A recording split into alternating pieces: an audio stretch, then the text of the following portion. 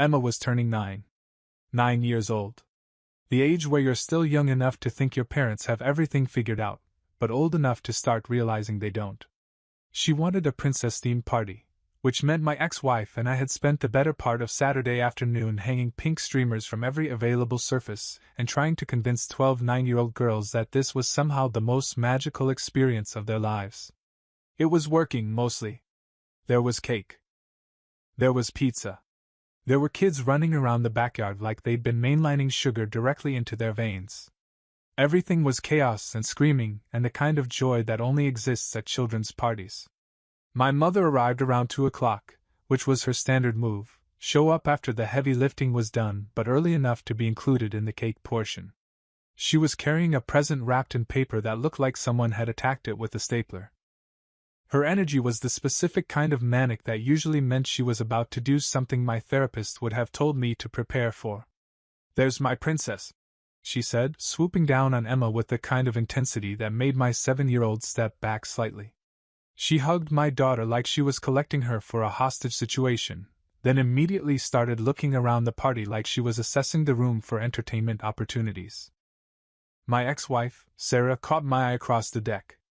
We'd been divorced for 3 years, but we had that specific kind of co-parenting language where a single glance could communicate. "Your mother is about to do something." I was right. About 20 minutes into the party, my mother clapped her hands together loudly, the way adults do when they want children to stop having fun and pay attention to them instead. "Everyone," she announced, her voice cutting through the chaos like a knife through birthday cake. "I have an announcement." The kids stopped running. Adults froze mid-conversation. There's something about the specific tone someone uses when they're about to say something that matters, and my mother had nailed it perfectly. "I wanted to say something in front of all of you," she continued, looking directly at me. "Because this is a family matter and I believe in honesty. Even hard honesty." I felt Sarah's hand land on my arm. A warning. A comfort. A buckle up. In physical form.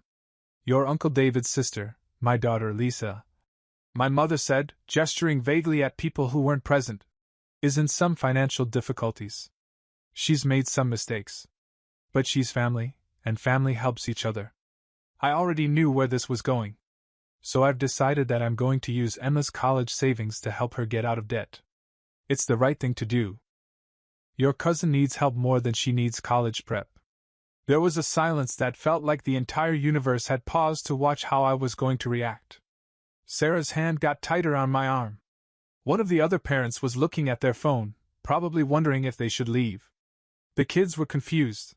They'd been 9 and younger, and their brains couldn't process that an adult had just announced they were stealing from a child in front of witnesses. I set down my beer. "You mean?" I said calmly, my voice cutting through the silence like it was a specific kind of weapon. "The account I closed last month?" My mother's face did something complicated. It went from confident to confused to defensive in about 2 seconds. "What?" she said. "The college savings account," I repeated, still calm, still quiet enough that only the nearby adults could hear. "For Emma. The one I closed. Last month. When I transferred all the funds to her trust account at the brokerage firm. The one with my name and hers on it, not your name." My mother's expression changed. Her confidence started cracking like thin ice. "I don't," she started. "You don't have access to it," I finished. "Because you were never supposed to have access to it. It's Emma's account. Set up by me. Managed by me. Closed from your access approximately 30 days ago when I realized you'd been dropping hints about restructuring family finances. You can't just..." My mother started. "Already did," I said. "So I'm not sure which account you were planning to raid, but it wasn't that one." My mother pulled out her phone. I watched her navigate to her banking app, watched her search for the account number she'd apparently memorized, watched her realize that I was telling the truth. "What did you do?" she demanded, her voice getting louder now. "My job as a parent," I said. "Which includes protecting my daughter's future from people who think they have the right to make decisions about her money. That's her education," my mother said, her voice rising like it was a volume dial someone was actively turning up. "That's her future. That's..." That's my daughter, I said, my voice staying exactly the same level. And I make decisions about her future. Not you. Not because I don't trust you with money, though we can certainly talk about that, but because she's my child, and I'm her father, and that's literally my job. My mother started yelling. Actually yelling. Not raised voice. Not talking firmly. Yelling. The kind of yelling that echoes across a backyard full of 9-year-old girls and their parents. You're being selfish. She screamed. Your sister needs help and you're being selfish. This is about you wanting to control everything. This is about you being ungrateful for all the help I've given you. I watched Emma's face go white. I watched the other children stop playing and start staring. I watched Sarah stand up, ready to intervene if this escalated. And I stayed calm. I think this conversation needs to happen somewhere else, I said, gesturing to the children who were now watching their grandmother have a complete breakdown at their party. I'm not leaving, my mother said. I came to celebrate my granddaughter and to be honest with this family about what's happening with your sister. That's not wrong. That's not. You're right, I said. You came for those things. But you also came with an expectation that you could announce a financial decision about my daughter in front of her friends, and I would just agree because you're the adult in the room. And that expectation is the problem. My mother opened her mouth to respond, then closed it. Then opened it again. She did that 3 times, like a fish desperately trying to process oxygen from dry land. You're making a scene, she said finally, her voice quieter now but also angrier, which was somehow worse. No, I said. You made a scene. I'm just standing here. I'm just being honest about a decision I made months ago to protect my daughter's future from being sacrificed to someone else's bad financial choices. Your sister made one mistake, my mother said. Your daughter made one mistake, I corrected. My daughter didn't make any mistakes. And her college savings shouldn't be the price of her aunt's learning experience. My mother left about 10 minutes later. She didn't say goodbye. She just walked to her car, got in, and drove away while still on the phone, probably calling my sister to explain why the plan had failed. Sarah took Emma inside to get her away from the aftermath. The other parents slowly started ushering their kids back into party mode, though the energy was definitely different. The magical bubble had been popped. The illusion that adults had everything figured out had been shattered in front of a bunch of 9-year-olds. I stood on the deck, finishing my beer, and tried to process what had just happened. My mother had, in front of witnesses, tried to take my daughter's college savings and redirect it to my sister's debt. And when she'd realized she couldn't do that because I'd already protected the account, she'd yelled at me for being selfish. The reversal was so complete it was almost dizzying. That evening, after the party was over and the kids were in bed, Sarah and I sat on the back porch with wine instead of beer. You knew she was going to do that, Sarah said. It wasn't a question. I suspected, I said. She's been making comments for the past 6 months. About how Lisa needs help. About how family should sacrifice for family. About how Emma has her whole life ahead of her but Lisa only has this moment. So you set a trap, Sarah said. I protected my daughter, I said. If you want to call that a trap, sure. I'm not criticizing, Sarah said. I'm just observing that you saw this coming, and you prepared for it. Of course I prepared for it, I said. This is my mother. I know how she thinks. I know she loves my sister more than she respects my autonomy as a parent.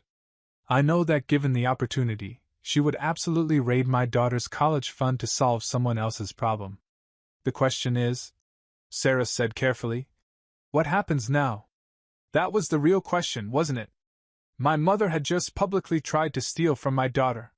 She'd yelled at me in front of witnesses for not letting her do it. And she was probably, right now, trying to figure out how to convince me that I'd been wrong. My phone buzzed. A text from my mother. We need to talk about this. You can't just unilaterally decide about family finances. I didn't respond. Another text. Your sister is suffering. How can you be so cruel? Another. Emma needs to know that family takes care of each other. Another. I'm calling Dad. You're being unreasonable. I muted the notifications and put the phone down. She's spiraling, Sarah observed. She is, I said. And I don't have any responsibility to unspiral her. Even though she's your mother? Especially because she's my mother, I said. Because if I let her dictate how I manage my daughter's money based on guilt or obligation, then I'm teaching Emma that other people's needs come before her own security. And I'm teaching her that manipulation is an acceptable way to solve problems. Sarah nodded slowly. You've thought about this a lot, she said. I have, I said. Because this isn't new. This is just the first time she tried to actually take action instead of just guilt-tripping me about it. My phone buzzed again. My father this time. Your mother says you're being selfish about Emma's college fund. What's going on? I called him instead of texting. Hi, Dad, I said. What's this about the college fund? He asked. I explained the situation. The account closure. The party announcement. The backup plan I'd had in place for exactly this kind of situation. My father was quiet for a long time. Good, he said finally. Good? I said. You did the right thing, he said. Your mother means well, but she doesn't understand boundaries. She never has.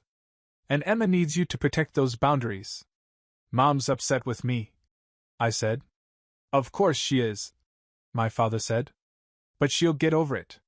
And you'll sleep better at night knowing your daughter's future is protected. He was right. I would sleep better. I was already sleeping better, just from knowing that my mother couldn't touch that account even if she tried. My mother didn't call me for 3 days after the birthday party. Instead, she called everyone else. My father got a version where I was a selfish child who didn't understand family loyalty. My sister Lisa got a version where I was trying to ruin her life by refusing to help in her time of crisis. My brother got a version where I was power-tripping because of the divorce. My cousins apparently got a version where I was keeping score and being vindictive about past family grievances. The only version that was actually true, that I had made a financial decision about my own daughter's money to protect it from being redirected to solve someone else's problem, was somehow the least compelling narrative.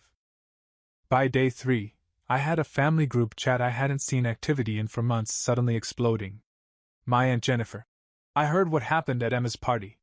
That's not how we do things in this family. My cousin Michael. Pretty harsh to embarrass your mother like that in front of other people. My Uncle Robert. Your mom was trying to help someone. You could have handled it privately. No one was asking why my mother felt entitled to my daughter's money. No one was questioning whether it was appropriate for her to announce a financial decision about my child without consulting me. They were just accepting the premise that I'd done something wrong by refusing. I didn't respond to any of them. On day 4, my mother called. We need to talk, she said, her voice doing that thing where it sounds calm but also furious. Okay, I said. Not over the phone, she continued. In person. This weekend. You're going to come to the house and we're going to have a real conversation about how you've been treating me.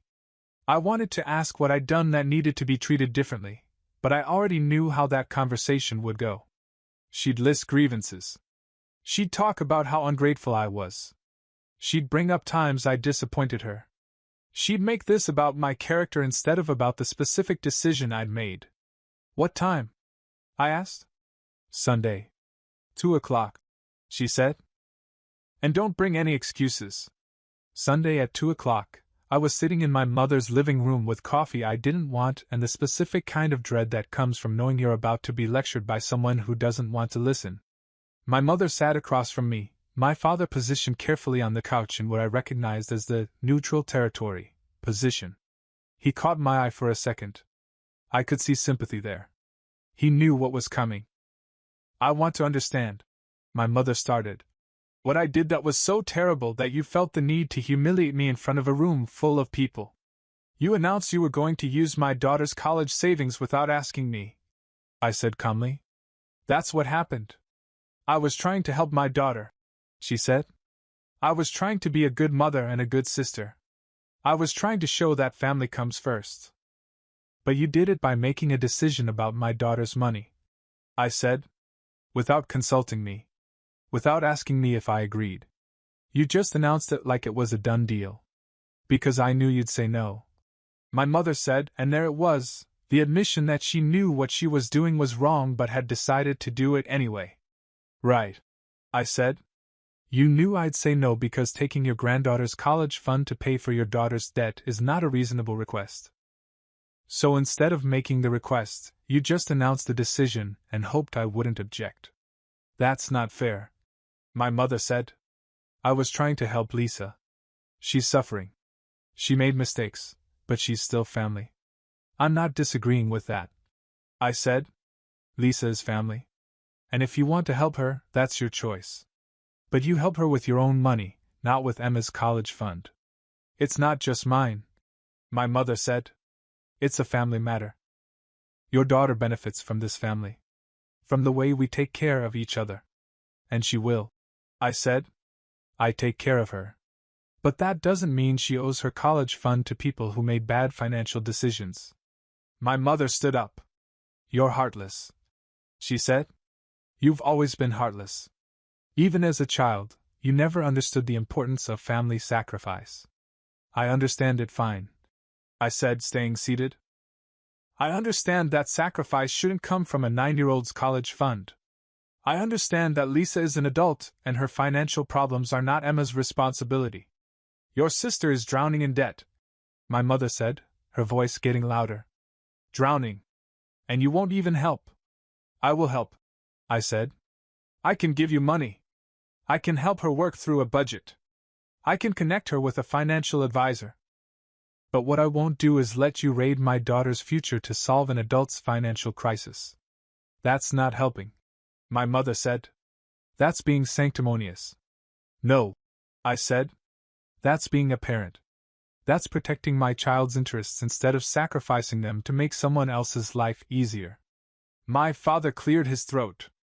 I think what your mother is struggling with, he said carefully, is that you made this decision unilaterally, without discussing it with anyone.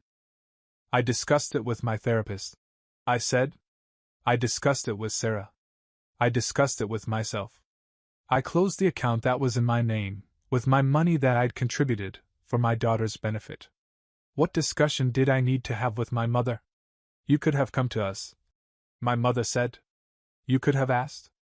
You could have trusted us to make the right decision. Based on what? I asked.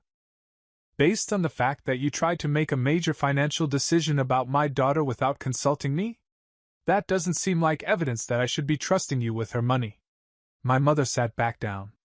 I don't know who you've become, she said quietly. I don't recognize you anymore. I've become someone who protects his daughter, I said. I've become someone who sets boundaries. I've become someone who doesn't let guilt dictate his parenting decisions. Maybe you don't recognize that person. But that person is a better father than I was before. We sat in silence for a while. Lisa called me, my mother said finally. She was humiliated. She found out what you did by hearing it from her friends who were at the party. I'm sorry she was humiliated, I said, and I meant it. But that's not my responsibility to manage. What's my responsibility is protecting my daughter and making sound financial decisions about her future. Even if it costs you your relationship with your mother? My mother asked. That was the threat, wasn't it? If you don't do what I want, I'll make you choose between being a good parent and having a mother. If you're saying I have to choose between protecting Emma and keeping your approval, I said, then I'm choosing Emma. Every time. Without question. For the rest of my life. My mother's face crumpled a little. That's not what I'm saying, she said, but it was. It absolutely was. Yes, it is, I said gently. And I understand why. You feel like I betrayed you. You feel like I prioritized my daughter over you, which is true. I did. I will. I will always prioritize my daughter over your feelings. That's selfish, my mother said. Maybe, I said. But it's also good parenting. And I'm okay with you thinking I'm selfish if it means Emma grows up knowing her father protected her when he needed to. I left my parents' house an hour later. My mother didn't hug me goodbye. She didn't say she loved me. She just said, I hope you know what you're doing, in a voice that suggested she hoped I didn't. My father walked me to the door. You did the right thing, he said quietly. Don't let her make you doubt that. I won't, I said. But it would be easier if she could just accept it without trying to make it my fault. She will eventually, he said. But not today. Today she's still angry that you didn't let her control the narrative. 2 weeks later, my sister Lisa called me. I almost didn't answer. Hi, she said, her voice uncertain in a way I'd never heard it before. Hi, I said. I wanted to call earlier, she said, but I was embarrassed. And angry. And I guess I was hoping Mom would convince you to change your mind. She tried. I said. I know, Lisa said. She called me like 6 times a day for a week telling me about all the reasons you were being unreasonable. And now? I asked. Now I'm calling because I've been in therapy, Lisa said. And my therapist helped me understand that Mom using my financial irresponsibility as leverage to take money from my niece is not great for anyone. I felt something shift in my chest. I had to declare bankruptcy, Lisa continued. It was terrifying and humiliating and I hated it. But it also made me understand that my debt is my problem. Not Mom's. Not yours. Mine. I'm sorry you went through that, I said, and I meant it. I'm sorry I let Mom turn this into a family crisis, Lisa said. I should have told her no. I should have said I got myself into this, I'll get myself out. But it was easier to let her be angry at you than to be responsible for myself. You're being responsible now, I said. That's what matters. Can Emma still come to my birthday next month? Lisa asked. Or am I on the permanent shit list? I laughed. Actually laughed. Emma can come, I said. But you're still a little bit on the shit list. Fair, Lisa said. I'll work my way off it. My mother's still angry with me, by the way. It's been 6 months and she's still angry. She still brings up the birthday party like it was a personal betrayal. She still talks about how I handled it wrong, and how I should have come to her privately. But she doesn't try to take Emma's money anymore. She doesn't announce plans to raid her college fund. She's learned, through bitter experience, that there are some boundaries I won't cross. Emma still loves her grandmother. Still goes to her house on Saturdays. Still calls her to talk about school and books and the stuff that matters to 9-year-olds. But she also knows, on some level, that her grandmother tried to take something that was hers. And that her father stopped it. That's the real lesson, I think. Not that family is important. Not that boundaries are important. But that sometimes doing the right thing costs you something. And doing it anyway, even when it's hard, is what actually matters. 3 months after the family meeting, my mother showed up at Emma's school. Not to pick her up. Not for any legitimate reason. She just appeared in the parking lot while I was there, waiting for Emma to come out. We need to talk, she said through the car window. Okay, I said, rolling it down. But not here. Not at Emma's school. Then when? She demanded. You avoid my calls. You avoid my messages. You won't come to family dinners.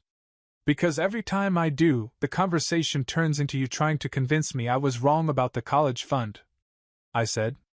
Because you were wrong, she said flatly. You made a unilateral decision about family finances and you won't even apologize. It wasn't a family decision, I said. It was my decision about my daughter's money. Those are different things. You know what your problem is? My mother said, her voice getting sharp. You think you're so smart. You think you're so right. But you're just isolated and angry and you're punishing this family for not supporting your delusions. My delusions got a $3 million book deal and made the New York Times bestseller list, I said flatly. Wait, that was the other guy. That's the divorced author guy from the book tour. Not me. I'm the guy protecting his daughter's college fund. I think that's working out pretty well. This isn't about your success, my mother said. This is about the fact that you've become someone cold and distant. You've become someone who doesn't value family. I value family, I said. I just don't value being manipulated by family. Those are different things. Emma came out of school then. She saw my mother's car and her whole body tensed. "Hi, Grandma," she said, getting into the passenger seat with the kind of wariness a 9-year-old shouldn't have to develop. "Hi, sweetheart," my mother said, her voice immediately shifting to honey sweet. "I was just talking to your father about some things." "What things?" Emma asked, looking at me.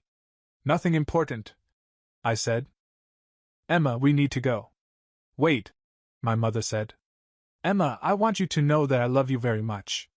And I want you to know that your father and I disagreed about something, but that doesn't mean your grandmother doesn't care about you." "Mom," I said, my voice a warning. "I'm talking to my granddaughter," she snapped. "Emma, sometimes adults make choices that are hurtful. And your father made a choice that hurt me. But I want you to know that I'm trying to understand why he thinks he was right." "He was right," Emma said, "and I've never been more proud of a 9-year-old in my life. He's my dad. That money was for me. He gets to decide about my money." My mother's face went cold. "Out," I said, starting the car. "We're done here." That night, I called a family meeting. Not a real one, just everyone on a Zoom call. My father. My mother. My sister. My brother. "I'm calling this to set some boundaries," I said. "And I'm doing it in front of all of you so there's no confusion about what I mean." "This is ridiculous," my mother started. "Let me finish," I said. "I've tried being reasonable. I've tried explaining my decisions. I've tried having conversations about why I did what I did. But none of that's working because you all keep expecting me to change my mind." "We don't expect you to change your mind," my father said. "We just think. You showed up at my daughter's school," I said, looking directly at my mother. "You tried to use Emma as a mediator in our conflict. You told her that I hurt you by protecting her own money. That crosses a line." My mother started to object. "I'm not finished," I continued. "Here's what's going to happen. First, you're going to stop bringing this up. The birthday party happened. The decision was made. We move forward from here. Second, you're going to stop trying to convince me I was wrong. I wasn't. I'm not. I won't. Third, you're going to stop treating my relationship with Emma like it's something you can leverage. I would never." My mother started. "You literally just did," I said. "Today. At her school. So here's my boundary. If you involve Emma in this conflict again, I'm going to take a break from having you in our lives. Not forever. But long enough that everyone remembers that my daughter is not a negotiating tool. You can't threaten me with my granddaughter," my mother said. "I'm not threatening you," I said. "I'm telling you what the consequence is if you keep crossing this line. That's not a threat. That's a boundary." Lisa, surprisingly, spoke up. "I think Dad's right," she said. "Mom, you need to let this go. You made a choice about Emma's money without asking Dad. He protected the account. That's done. Now you need to accept it and move on. I'm not taking parenting advice from someone who declared bankruptcy." My mother snapped. "Good," Lisa said. "Because I'm not giving it. I'm just observing that you're making everything worse by not accepting a decision that's already made."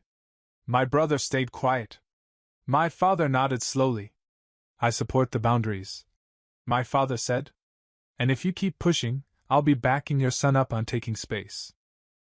My mother looked around the Zoom like she couldn't believe she was being ganged up on. "Fine," she said finally. "Fine. I'll stop bringing it up. But I don't accept that you were right about any of this." "You don't have to accept it," I said. "You just have to stop trying to change it." The next 3 months were quiet. My mother didn't call. She didn't text. She just wasn't there. Emma asked about her a few times. I told her that Grandma was taking some time to think about things. Then, around month 4, my mother called. "I want to see Emma," she said. "Okay," I said. "When?" "This Saturday. Just the two of us. I want to take her to lunch." "I'm going to need to ask Emma if she wants to go," I said.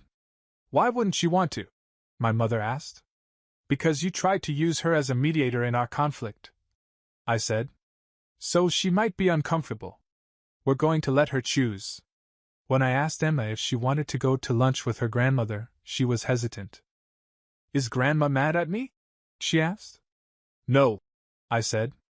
But Grandma and I had a disagreement, and Grandma said some things that weren't very nice. I think she wants to talk to you about it. Does she want to apologize? Emma asked. I think so, I said. But I'm not sure. That's why I want you to choose if you want to go. Emma thought about it for a long time. I'll go, she said finally. But I want you to know that if she tries to make me feel bad about what you did, I'm going to tell her she's being weird. I laughed. That seems fair. I picked Emma up from lunch an hour and a half later. She climbed into the car, and I asked, How was it? Weird, she said. Grandma apologized. She said she was sorry for trying to take my college money. She said she was scared about Aunt Lisa and she wasn't thinking clearly. How did that feel? I asked. Better, Emma said. She also gave me a new book. And she said she wanted me to know that she loves me, even when she and Dad disagree about things. I felt something settle in my chest. That was nice of her, I said. She also said something weird. Emma continued. She said that you were right? That you're a good father for protecting me. She said that? I asked, trying to keep my voice neutral. She said she didn't like admitting it, Emma said, but that she's been thinking about what I said. About how the money was for me and you get to decide about my money. She said that made sense. I reached over and squeezed Emma's hand. I'm proud of you, I said, for standing up for yourself. I learned it from you, Emma said simply. That night, my mother called me. I owe you an apology, she said without preamble. Okay, I said, not sure where this was going. I was wrong, she continued. Not about wanting to help Lisa. I stand by that. But about trying to make it your problem. About trying to take from Emma. About involving her in our conflict. I was wrong about all of that. Thank you for saying that, I said. I'm also wrong about something else, she said. I've been angry at you for being independent and strong and unwilling to let people manipulate you. But those aren't bad things. Those are things I should be proud of. Things I raised you to be, whether I realized it or not. I didn't say anything. I just listened. I'm sorry, she said again. Not because I'm trying to fix things quickly, but because I actually understand now what you were doing. You were being the parent you needed to be. And I was being the mother who didn't know how to respect that. I accept your apology, I said. I'd like to do better, she said. Going forward. I'd like to try. I'd like that too, I said. We hung up after that.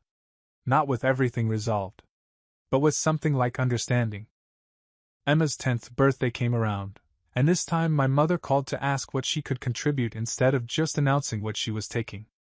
I'd like to help with the party, she said.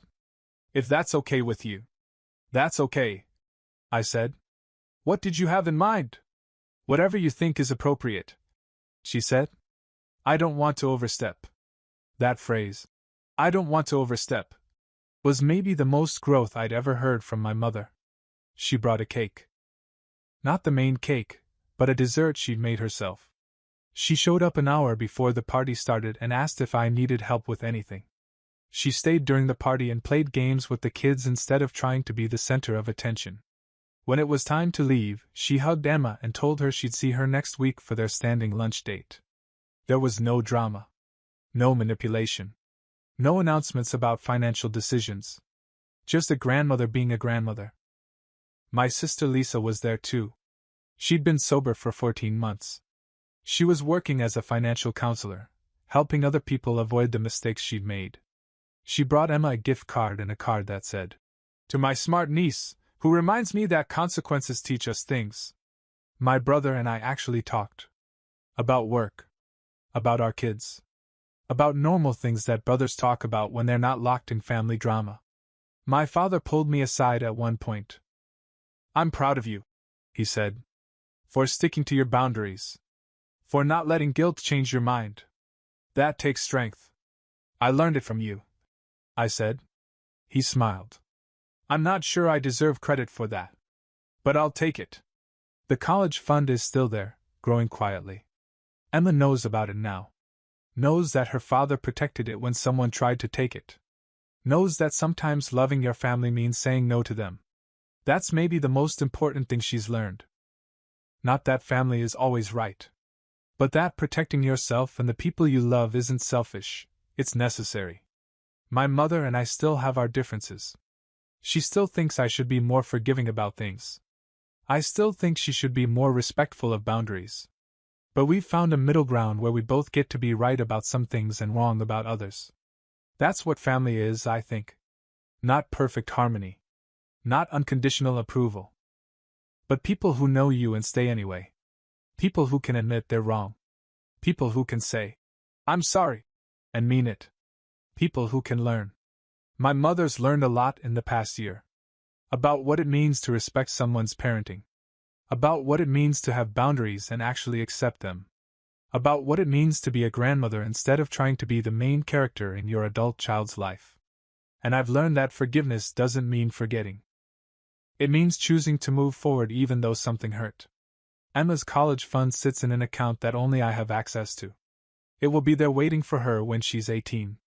And it will exist because one day, on her 9th birthday, I said no to someone I love. That no protected more than just money.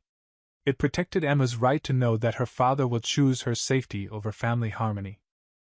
It protected her from learning that manipulation is acceptable if it comes from someone you're supposed to trust. Most importantly, it protected her from a future where she learned that her own needs come second to other people's problems. Last week, my mother texted me a photo. It was from Emma's school, a father-daughter event that I'd attended. My mother had apparently gotten the picture from another parent. In the photo, Emma's holding my hand. She's looking up at me like I hung the moon. I'm looking down at her like she's the most important thing in the world. My mother's text said, "This is what I see now. This is what I was trying to protect when I was trying to give you her money. Not the money. This. You being her father. I'm sorry it took me so long to understand that you were already doing exactly that." I didn't respond with words. I just sent her back a heart emoji. Because sometimes that's enough. Sometimes a heart is all you need to say, "I forgive you," and "I understand you," and "We're going to be okay," all at once. The college fund is still growing. Emma's still protected. My mother's still learning. My family's still complicated. But we're better now. Not perfect. But better. And better, I've learned, is sometimes all you can ask for.